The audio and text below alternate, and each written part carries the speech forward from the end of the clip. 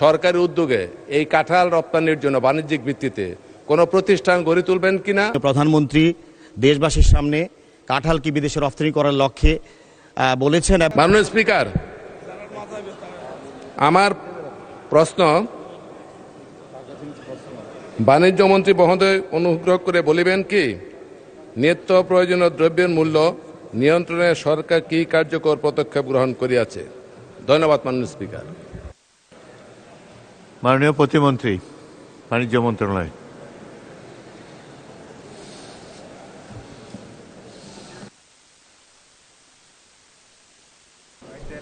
মাননীয় স্পিকার, আপনাকে ধন্যবাদ। আপনার মাধ্যমে প্রশ্নকর্তা মাননীয় সংসদ সদস্যকেও ধন্যবাদ।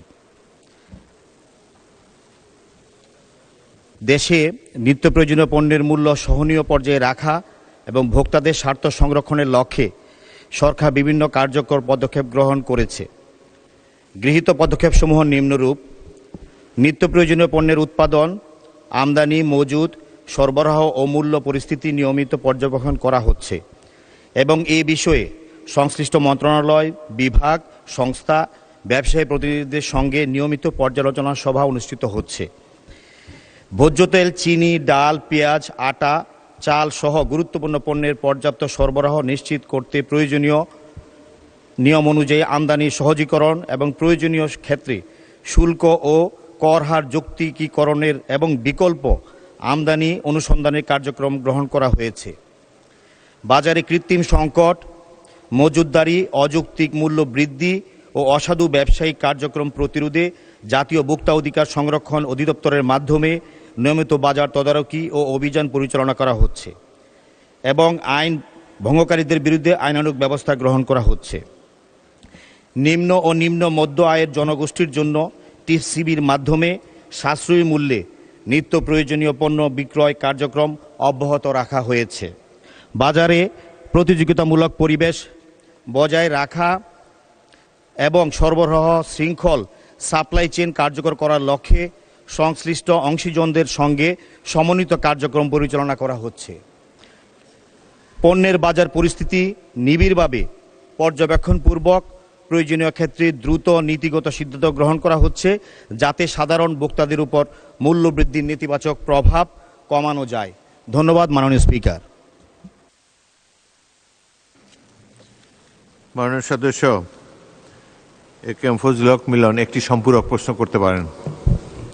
মাননীয় স্পিকার, গতকাল আমরা জানতে পারলাম মাননীয় প্রধানমন্ত্রী আমাদেরকে একটা সুন্দর সংবাদ দিয়েছেন।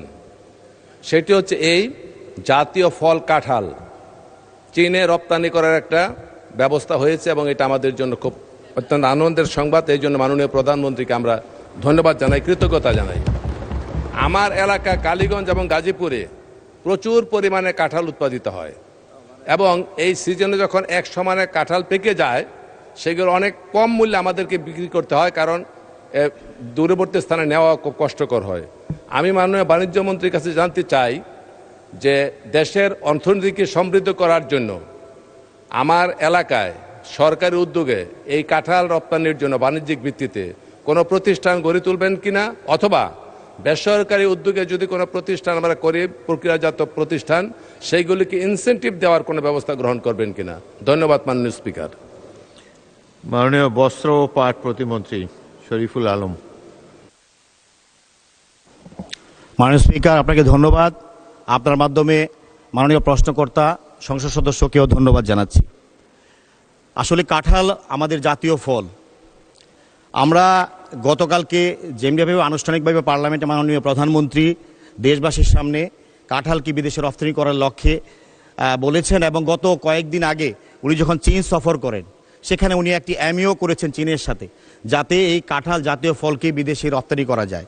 মাননীয় সংসদ সদস্য যেই এলাকায় বসবাস করেন এখানে যেমন কাঁঠাল অনেক বেশি, পাশাপাশি আমার নির্বাচনী এলাকার পাশে স্বাস্থ্যমন্ত্রী মহোদয়ের যে নির্বাচনী এলাকা বেলাব মনোহরদী, সেখানেও প্রচুর কাঁঠাল হয়। অতএব আমি আপনাকে এই কথাটা বলতে পারি, মাননীয় প্রধানমন্ত্রী যেহেতু এমইও করে এসেছেন এবং জাতীয় ফল কাঁঠাল বিদেশে বাজার রপ্তানির সৃষ্টি হচ্ছে, অবশ্যই আমরা এই কাঁঠাল রপ্তানি করার জন্য আমরা আপনাদেরকে এই স্থানীয় পর্যায়ে যারা চাষিরা আছেন বা যারা এই কাঁঠাল উৎপাদন করেন তাদেরকে অর্থনৈতিকভাবেও কিভাবে সহযোগিতা করা যায়, টেকনিক্যাল সাপোর্ট কিভাবে দেওয়া যায়, প্রক্রিয়াজাতকরণের ক্ষেত্রেও যে পদক্ষেপ নেওয়া প্রয়োজন আমরা পর্যালোচনা করে ইনশাল্লাহ আমরা ভবিষ্যতে এই ব্যাপারে ব্যবস্থা নিব। আপনাকে ধন্যবাদ মাননীয় স্পিকার।